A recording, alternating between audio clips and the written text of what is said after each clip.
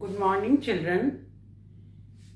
Today we are starting a new topic in physics, and that is motion. It is a very important topic of physics, and many questions are asked from this topic based on numericals. So you listen carefully and be attentive during the lecture. Now, every object, either it can be in moving state or it is not moving. Suppose a boy is there, then this boy may be moving or not moving. Two states can be there.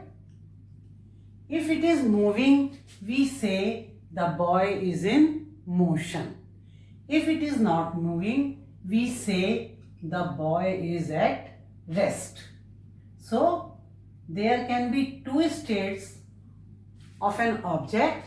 Either it is moving or it may be in motion, or it is not moving, then it is at rest. So, this is how we understand what is motion. Motion is movement of something. All of you know birds fly, they are in motion. Cars, scooters, motorcycles, they are moving, they are running, they are in motion. Water is flowing, it is in motion. We are walking, we are in motion. Everything, there is a breeze, then the air is in motion. So, when there is a movement, we call that these objects are in motion. But how should we define motion?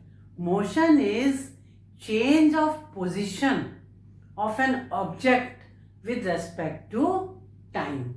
If an object, suppose a bird is here.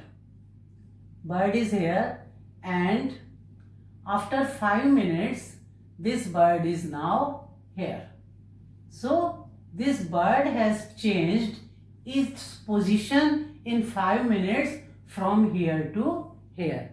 That is the changing of position of an object with respect to time is known as motion. This is one way of explaining motion. The second way is the motion is when an object is moving with respect to a reference point. Now, what is this reference point? Suppose this is the house of a boy and a tree is there in front of his house.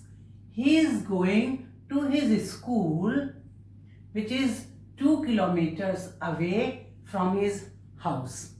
So the boy is moving from the reference point of his home or this tree. This is the reference point. 2 kilometers are from his house to his school.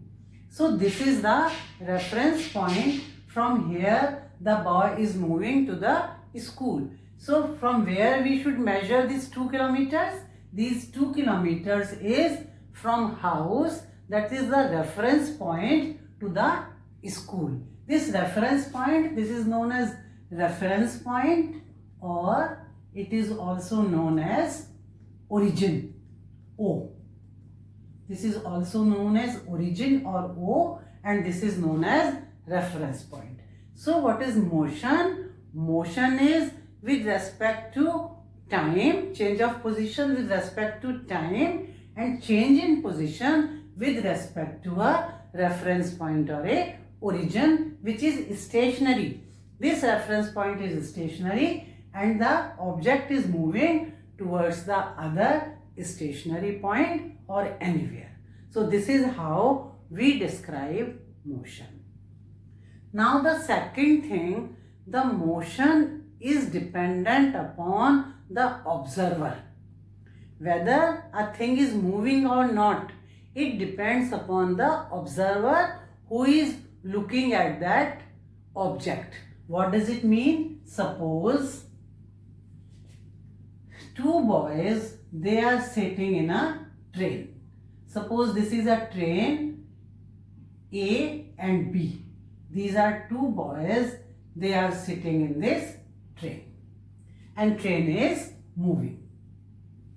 One boy see it is standing on the platform or outside on road, seeing this train, moving train. What will happen? This C will see both A and B as moving or in motion, and train is also in motion. For C, A, B and train all are in motion. But for A and B both, as they are sitting in the train compartment, for A, B is stationary, for B, A is stationary or at rest. So both of these, they are at rest while they are sitting in the train. But for C, both of them are moving. Suppose on the roadsides, trees are there. Both of them, A and B, will see from the window of the train as these trees are moving. So the movement or motion, it depends upon the observer who is seeing whom. These two are stationary for one another. For C, both are moving. For A and B, C and trees, they are moving. It means motion, it depends upon the observer. As we are on earth, all of us know earth is moving, rotating as well as revolving, but we can't see earth as in motion. But if somebody, some astronaut is in space, from space he can see that earth is moving. So it is dependent upon the observer who is seeing which object. So this is how the motion is. Now the third point in motion, we will learn two physical quantities. One is distance and other is displacement. So for motion, we have to learn displacement and distance. Before learning displacement and distance, we will see that motion is of many kinds. Many types of motions are there. If the bird is flying like this, it is a zigzag motion. But we will study only two: motion in straight line, one, and motion in circular way. So this straight line motion is known as linear motion, and if it is in a circle, it is known as circular motion. So in our syllabus, only two types of motion we will study. One is linear motion, when a motion is in a straight line, straight path is there, then it is known as linear motion. And if in a circle, it is known as circular motion. So first of all, we will study what is straight line motion or linear motion. When we study this straight line or linear motion, we will come in contact with two physical quantities. One is known as distance and other is known as displacement. Both look same and sometimes they are same also, but not always.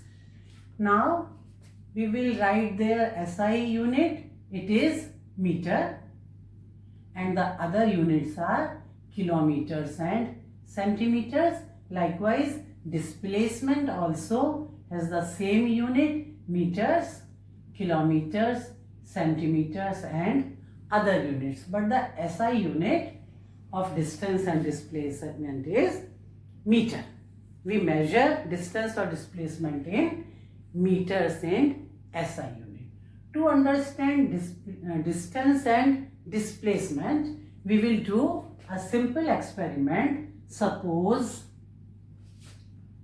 a boy is going on a straight line path. This is the reference point or origin, and the boy, it is standing, he is standing here. He starts from 0. This is origin also and 0 meter also. Now 5 meter, 10 meter, 15 meter, 20, 30, 35, 40, 45, 50, 55, 60. So suppose this is a scale and it is going in this direction to the right hand side. So this is how the scale is made. This boy, starting from 0, it comes to, he walks 60 meters and suppose this point is A. So the distance covered by the boy in a straight line is 60 meters. So this boy going to A, it covers 60 meters. Suppose he is coming back, here I should write 25 also, 20, 25, 30, 35. So once he reached here, now he is coming back. He reached here at point B. So the total distance covered by the boy when he reached at point B will be how much? It will be from 0 to A. 0 to A, that is 60 meters. He has covered 60 meters. Now he is coming back and he reached at 35 on the scale from A to B. So when he has come here to B, how much distance he has covered?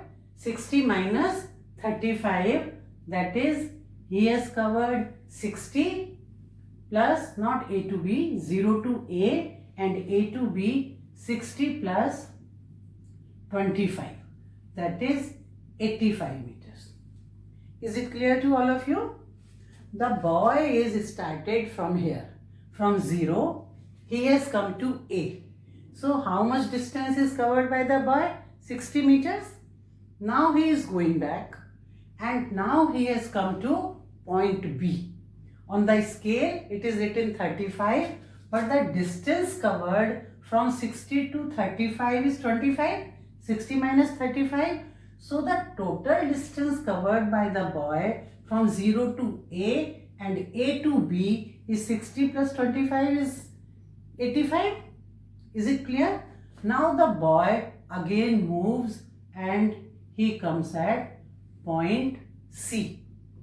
So now the total distance covered by the boy is 0 to A, which is 60, and A to C. Now he has come to this point and A to C is 35. 60 minus 25, 35. So the total distance covered is 95 meters. And is it clear? The boy is going here, coming here, coming here. So 60 plus up to this point, the distance covered will be 35. 60 minus 25, 35. So the total distance covered will be 95 meters. Suppose the boy comes back to the origin or the 0. Then what will be the distance? From 0 to A and A to 0 again. So 60 plus 60. So now the boy has covered 120 meter in total. The distance covered by the boy is 60 on this side and 60 on this side. The total distance which is walked by the boy is 120 meters. Is it clear to all of you? So this is distance, how we measure distance. Now I am coming to the second physical quantity which is known as displacement. How the displacement is different from the distance, that to measure displacement we take the shortest distance between initial and final positions. Are you following this? So for displacement, this is for displacement. So it is a type of definition for displacement. What is displacement? That the shortest distance covered by the object between initial and final position. Now we see with the same scale about the distance. The first case, when the boy has walked from 0 to 60. So this is the initial position and this is the final position. So 60 minus 0 is 60. So this is equal to distance. The displacement and distance both are equal as the final position is 60. This is one way. So we will say distance and displacements, they are same. Now second case, when the boy is coming back. He is coming back towards the origin. Now the final position of the boy is at B. He stopped here. So what will be the displacement? Now the shortest distance he has covered when he has come to B is 0 to 35. So now the displacement will be 35 meters because this is the total distance he has covered. This is the initial position and it is the final position. Initial or final minus initial. So the displacement is 35 as it is the final position and this is the initial position. Now the boy has moved to C. What will be the displacement? Displacement will be 0 to 25. This is the final position. That is the displacement is 25 meters. So this is the difference between distance and displacement. Distance is total path covered, total distance covered. But the displacement, the difference between final and initial position. And this should be the shortest route. So there is one more thing about displacement and distance, and we will write that in physics there are two types of physical quantities. You should know these and this will help in the other chapters of physics also. That is, one is known as scalar and the other is known as vector. This is scalar quantity and vector quantity. What is the difference between scalar and vector quantity? Scalar, we use only the numerical value. Numerical value. That for describing a scalar quantity, we only are concerned with the numerical value of the quantity. And this numerical value is known as its magnitude. That is, we are not concerned with the direction. You will understand more by the examples. Examples are time or mass. Its unit is seconds and its unit is kilogram. So, if we are saying 5 seconds or 10 seconds, we are not concerned in which direction this time is, up or low, right or left, north or south. It is time. So only the numerical value of the time, that is, it is 5 seconds. We are concerned with, we describe time only with its numerical value. It is 5 seconds or 10 seconds. So it is a scalar quantity. Likewise, mass. Suppose we have apples. We have 1 kilogram apple.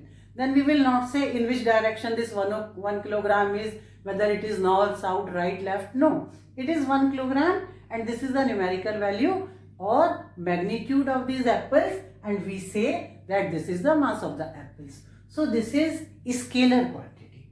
Now in vector quantity, we use both magnitude and plus direction. When both are used, To describe a physical quantity, we call it as vector quantity. And the examples are, one, this displacement, and other is velocity. And here we can also write distance. Distance is also a scalar quantity because the distance covered. So the total distance covered is, which is measured in meter, it is a scalar quantity. We can go right, we can go left, we can go north, we can go south, but the total distance covered, we sum up the total distance, and this is the value of the distance, or the numerical value of the magnitude of the distance, and this is scalar. While what is displacement? The boy is going towards east. We are following the direction, and now it is coming back towards the west. So we calculate this displacement with its numerical value as well as its direction. Direction is also taken into consideration because the boy is coming back towards the west, or it is coming back. So the distance is less than this displacement is less than the distance. So this displacement is a vector quantity where we use magnitude of the numerical value as well as direction. Direction we are using, the boy is coming back in the reverse direction. And velocity you will learn after this. This is also a vector quantity. So this is how we describe scalar and vector quantity. And you should also write the difference between distance. We can also write the difference between distance and displacement. So we have done the first difference is it is a scalar quantity. First difference is it is a vector quantity. Scalar dependent upon this point, and this is vector. The second difference in distance is, I will write here, there are 2 or 3 differences. The second difference between distance and displacement is, distance is always, the second point, always positive. It cannot be negative and it cannot be zero. It cannot be negative and it cannot be zero. If we are moving, if a car is moving 5 meters, it means it has a motion of 5 meters. It has moved 5 meters. That is the positive distance covered. It cannot be negative. This distance cannot be reverted back. Once it is moved, it is moved. So always the distance is positive and it can't be zero.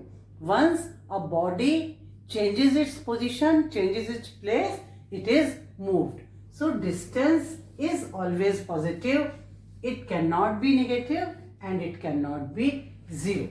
While for displacement, it can be negative, it can be positive, or it can be zero. All the three can be there in displacement. How? As we have seen the previous experiment, this is O. Suppose the boy which was moving towards A coming back here, and suppose it reaches again to the point of origin and at O. Then what will be its initial and final position? The initial position is at 0. The final position is also at 0. Final minus initial, that is 0. It means that displacement is 0 if the body comes back to the same position again. It means displacement can be 0. Suppose this boy, it goes back from the origin point towards the left hand side. Then this displacement will be negative. So displacement can be negative, positive, or 0. 0, when it is 0, when initial and final position are at the same point. When it is positive, when the object is moving, it is said it has been fixed. Then when the object is moving toward the right hand side, the displacement is positive, and when the object is moving towards the left hand side, then the displacement is considered to be negative or minus. So this is how differences between distance and displacement. First, it is scalar, it is vector. Second, it is always positive. Cannot be 0 or negative. It can be 0, positive or negative. So these are two main differences between distance and displacement. Only magnitude is used here. Here direction and magnitude both are used to describe displacement. So this is about distance and displacement. Now we will do one numerical based on distance and displacement. I am writing and you copy it or take a screenshot and try to understand how am I solving this numerical. So I am writing this.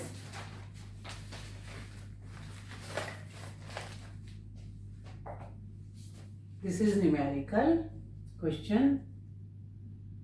A farmer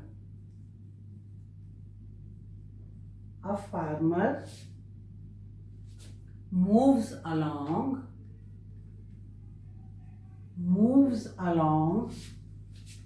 the boundary of a square field.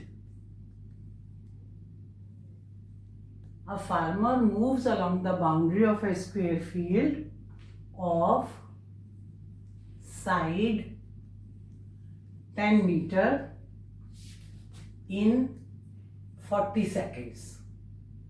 That is, the farmer is moving around a field which has one side of 10 meters, which is a square, and time taken is 40 seconds. What will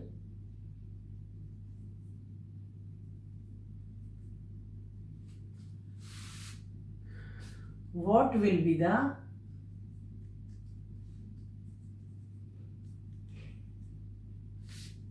magnitude of displacement of the farmer at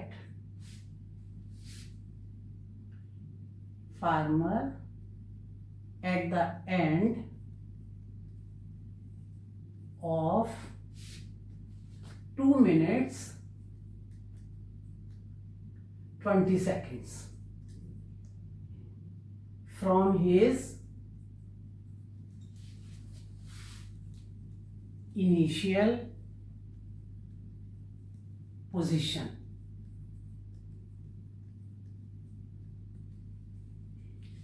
So, a farmer moves along the boundary of a square field. I will draw a square field here. Suppose this is the square field of side 10 meters. One side is 10 meters. In 40 seconds, suppose the farmer is here. He is moving like this, like this, like this, and like this, and again reaches, suppose this is point A, point B, point C, point D. He is moving A to B, B to C, C to D, and D to A in 40 seconds.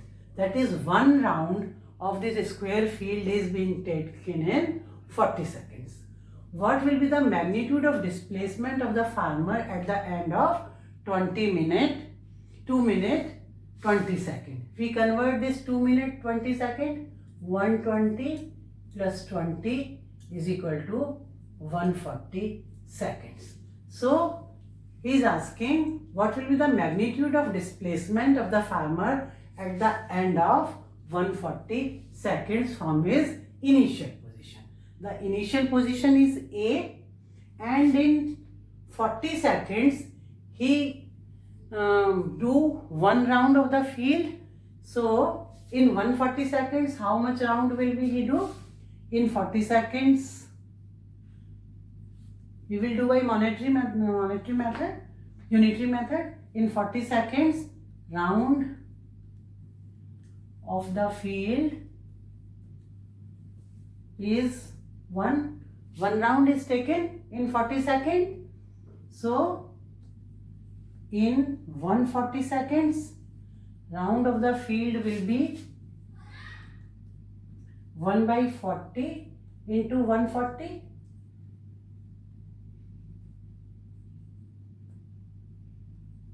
.5 rounds. So after 140 seconds, the farmer will take 3.5 rounds. 3 you can count 1, 2, 3 complete, and 3.5 means this side and this side. So at the final position, after 3.5 rounds, the farmer will be at point C. Are you following this? So the total rounds, it is 3.5 in 140 seconds, because in 40 seconds, one round is there. 1, 2, 3, 4. All the 4 sides are covered. The perimeter is 40 meters. So the 40 meters are covered in 40 seconds, and in 140 seconds, the round will be 1, 2, 3 and half.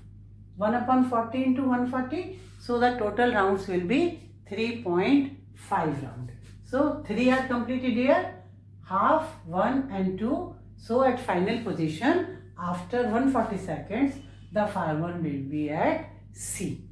Now we want to know the magnitude of displacement. We know displacement is the shortest path, shortest route between final and initial position. Final position is C, initial position is A. So the shortest distance will be this diagonal.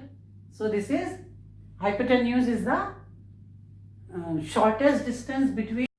So we will calculate the length of this hypotenuse from A to C. Now we know this is a right angle triangle. So the formula is AC, all of you know, AC square is AB square plus BC square. So this is how we can calculate this diagonal or hypotenuse AC. So AC square is equal to AB. AB we know is 10 square plus 10 square. Under root 200, you can write it like this, 10 into under root 2 meters. So this is the length of AC, 10 under root 2 meters, and this is the answer. Or you can further calculate this. I think under root 2 is 1.14. So 10 into 1.14 is equal to 1.41. So it will be 14.1 meter. So this will be the answer, or you can leave here 10 under root 2, or you can solve further. That is, this hypotenuse is 10.1 meter, and this is the shortest distance, and this is the displacement of the farmer from its initial to final position. So we will solve this question like this. You try to understand and do it yourself in your notebooks. So this is all for today. In the next video, you can write part 1 here, motion part 1. I think in 5-6 parts we will finish this chapter motion. Thank you.